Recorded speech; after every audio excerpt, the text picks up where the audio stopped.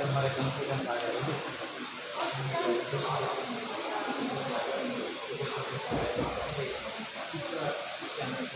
आज हम चलते हैं देखते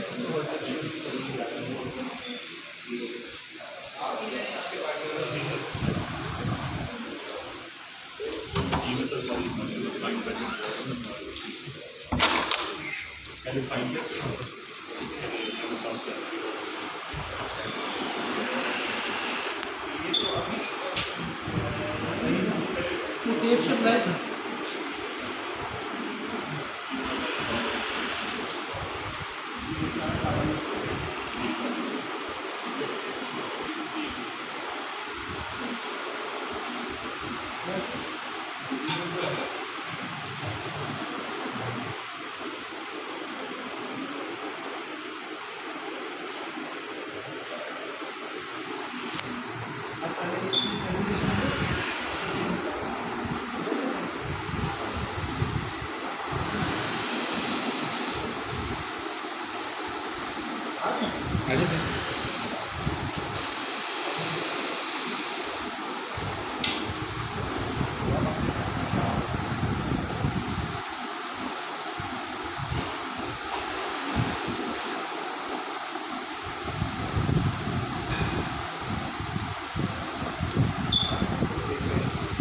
जी सर, ये हमारी और ये सर हमारा सिस्टम है एक्सरसाइज टॉलरेंस को हम करते हैं इसलिए एंजियोग्राफी कराएंगे। दूसरा हमारे पास हॉल्टर का कंडीशन हमारे सर उससे हमने कई पेशेंट आता है हमें जो इवन नफसियात की दवाइयाँ और दिल्ली की दवाइयाँ हिंदुस्तान में दिल्ली की दवाइयाँ तो वो माशाल्लाह हमने जब उनको हॉल्टर में गया तो उसको कुछ भी सुविधा नहीं है कार्डियक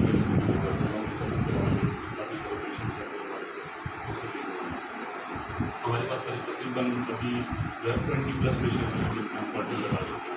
अब हॉल्टर यानी ये इस पे मशीन कनेक्टेड सर ये सर ऑपरेटर है, ये हम पेशेंट को अटैच कर देते हैं। पेशेंट हमारे पास आता है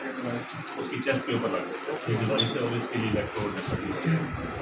और ये इलेक्ट्रोड्स कनेक्ट हो जाते हैं ये कनेक्ट कर देते हैं फिर 24 आवर्स में रिकॉर्डिंग करते हैं पेशेंट को लगा के उसको भर देंगे ओके ओके उसको हम यहाँ पे ये हॉल्टर यूज़ करते हैं ये हमने भी परचेज जी किया सर हमने खुद से परचेज जी सर डोनेशन से तो फिर 24 घंटे सर उसका जितनी भी हार्ट के जो एक्टिविटीज है उसका भी इसमें रिकॉर्ड होती है। फिर 24 आवर्स जैसे भी करते पेशेंट हमारे पास आता है फिर हम उसका यहाँ पे डाटा पूरा देखते हैं, हम स्टडी करते हैं और जो उसकी नॉर्मेलिटी होती है जो नहीं होती है वो फिर हम उसका डेटा सारा इसमें रिकॉर्डेड होता है वो आप कंप्यूटर के थ्रू वो इसमें आपके कंप्यूटर के थ्रू प्रेजेंट करते हैं सबको सारा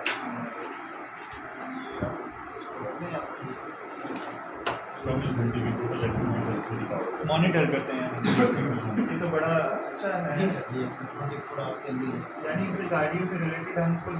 ऐसे सेल्फ डिपेंडेंट होते जा रहे हैं जी अलहमदुलिल्लाह खाना पेशेंट से जैसे ये कार्डियो का तो बहुत ज़्यादा फुटप्रिंट है जैसे मैंने पहले ट्रायल बटन लगाया था उसकी रिपोर्ट होता है सर ये जैसे हम एक सेगमेंट होता है एस के सेगमेंट होते हैं हम ओपन करते हैं फिर ये इसकी मल्टीपल जो है टाइमिंग्स के साथ में काफ़ी रहती है रिकॉर्डिंग हम इसको अपना रिकॉर्डिंग ओपन करते हैं तो इसको विजुलाइज करते हैं इसमें कोई नॉर्मलिटी है जी एकदम यानी ये through out entire day ECG उसमें आपको 24 hours फ्लक्चुएशन वेरिएशन जी सर ये मल्टीपल जैसे सेगमेंट होते हैं एस टी वेंटिकुलर रिदम है राइट टाइम नहीं राइट टाइम तो उसको फिर हम ओपन करके फर्दर इन करते हैं यानी मल्टीपल एस्पेक्ट्स आप उसको देख सकते हैं जी बिल्कुल तो सोते हुए क्या उसके एकदम चलिए चलते हुए काम करते हुए फिर टाइम भी आ रहा होता है जैसे ये वाला पेशेंट था इसको पॉज आते थे ब्रेडिकार्डिया होता है तो इसको ये डायग्नोज होता है जैसे ये देखते हैं नॉर्मल जा रहा है लेकिन यहाँ पे पॉज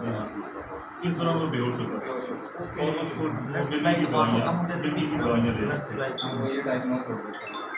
अच्छा ये हमें पहले कर लेना चाहिए था हाँ सर ये असल में कॉस्टली था सर ये इधर कोई भी नहीं कर रहा था पहले नहीं कर रहा ये सर 790 का है तो 8 लाख के करीब जी सर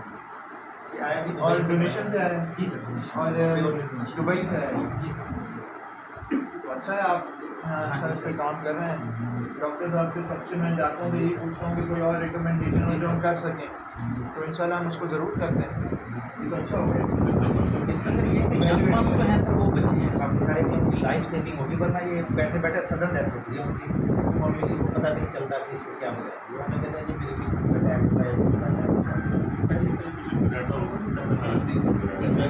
उसमें सर उसको ना बीटी चलता था, धड़कन आउट ऑफ कंट्रोल हो जाती है, उसमें जो बेर पकड़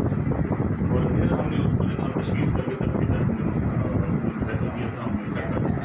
NICD से, उसकी भी स्टडी हुई और वो बच्चा बगैर मेडिसिन का माशाल्लाह बिल्कुल ठीक है। नहीं तो पहले वो बीपी की दवाइयाँ लेके भी बेर पड़ता था, यानी वो इशू ही नहीं था। इशू ही नहीं था उसका। बेसिकली तो इलाज तो है डायग्नोसिस। जी इसमें डायग्नोसिस जितनी जल्दी हो सकता है पेशेंट जो है उसकी ये हाँ, ये वाला जो एस्पेक्ट है यहाँ पे इस दौरान पीटी यानी नॉन वेंट्रिकुलर टैकीकार्डिया धड़कन आउट ऑफ कंट्रोल है, हार्ट पंप दिल फड़का रहा होता है, तो वो ब्रेन को सप्लाई नहीं जाती पेशेंट। सर जब वो आता है तो उसकी हम सिंपल इतनी सीरी हो जाती है कि ठीक है जी कुछ भी नहीं है, दिल का मसला कोई नहीं है। लेकिन ये जो बीच में आता था ये किसी वक्त भी हो सकता है, वो ये रिकॉर्डिंग हुई तो उससे पता चला कि ये और पैटर्न कंसिस्टेंट था कि कौन से टाइम पे उसको हो रहा है। ये सब नीचे टाइम शो हो रहा है। 1940 के राउंड ये शाम को 7:40 हर दिन के हिसाब से उसको हो रहा था या हर नहीं, ये 24 आवर्स की जब रिकॉर्डिंग की ना उस 24 आवर्स के अंदर जिस टाइम में उसको ये रिदम चला था उस टाइम उन्होंने शो टाइम भी रिकॉर्ड है सर इस टाइम इस टाइम में वो आ गया था। फिर उससे सर जो है ना बड़ी फर्दर इनोवेशन अच्छा है ये। ये सर ये मैंने ना इनसे कहा कि जी मंगवाएं, ये कहते हैं कि आज आ रही है एक बंदा आ रहा है ये आ रहा है। मैं समझा बहुत बड़ी मशीन होगी जो 8 लाख की इन्होंने ला के वो इतना सा दिया। मैंने इसका लेकिन इसका रोल कितना इम्पोर्टेंट है। मैंने कहा सर ये इतनी छोटी सी अब इसका इफ्तिताह क्या कराएगा, वो क्या इसके काम बड़े कीमती, मैंने बहुत छोड़ दिए सर कहते हैं इसकी यूटिलिटी देखें ना कितनी डॉक्टर साहब वो अपनी फील्ड में ज़्यादा समझते हैं डॉक्टर जी। अच्छा है ये तो। ये वार्ड आप आज मैंने देखा आपका, मैं शायद लेट हो जाता हूँ कभी, लेकिन ये हम ये स्कैन हैं टेस्ट हो रही है, 3 दिन से करते हैं, बाकी 3 दिन हमारी नीचे सर बाकी 3 दिन हमारी कंप्लीट चल रही होती है और बाकी की रिपोर्ट ये ETT है। अब इसका क्या रोल है। सर ये एक्सरसाइज टॉलरेंस टेस्ट है। इसमें ये तो पेशेंट को रिदम या ST डिप्रेशन हो जाता है, ST एलिवेशन हो जाता है, तो हम उसको फ़ौरन स्टॉप कर देते हैं, तो वो हाईली इंडिकेट करता है कि इसको क्रॉनिक आर्टरी डिजीज है, फिर उसको फर्दर एंजियोग्राफी किया जाता है। तो ये मेन अर्ली होता है कि अगर एंजियोग्राफी में पेशेंट बच जाता है अगर इसके ऊपर डायग्नोज होता है, हार्ट अटैक से पहले पहले जिसको सांस चढ़ रहा होता है या ये आपकी अपनी मशीन होगी ना, क्योंकि इससे तो मैं खुद करता रहता हूँ, पल्स तो स्पीकर पर ठीक नहीं बता देती। आपकी मशीन अगर ये कनेक्टेड है वेल इक्विप्ड है सर, इसके साथ रिकॉर्ड हो रहा है, इसकी धड़कन भी हो ये इसी तरह सारा रिकॉर्ड आता है इसमें, ये स्ट्रेस टेस्ट है, ये जैसा हमने पेशेंट का दिया साथ हम सब पेशेंट का बीपी भी टाइम टू टाइम ले रहे होते हैं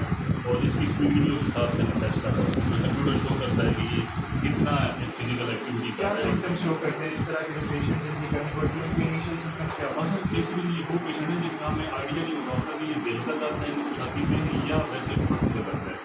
तो उन्हें हम दर्द होता है। जी सर, दर्द दर्द हो रहा होता है, सांस चढ़ता है, बेचैनी सी धड़कन हो जाती है, भी लेकिन ECG ठीक हो रही होती है। इसीलिए करते उस पर हमें तशखीस नहीं हो रही है। इसके ऊपर एक्सर्ट डालते हैं सर, एक्सर्शन जब दिल के ऊपर आता है फिर पता चल जाता है इसमें कि भी किस 2-3 जगह पेशेंट क्या ऐसे थे होगा। जो नॉर्मल मतलब कि प्रेजेंटिंग कंप्लेन कर रहे थे, लेकिन जब उनका ट्रेडमिल किया तो उनको सिग्निफिकेंट ST चेंजेस आई, तो उनको फिर फर्दर एंजियोग्राफी कराई तो उसमें उनको लेफ्ट एंटीरियर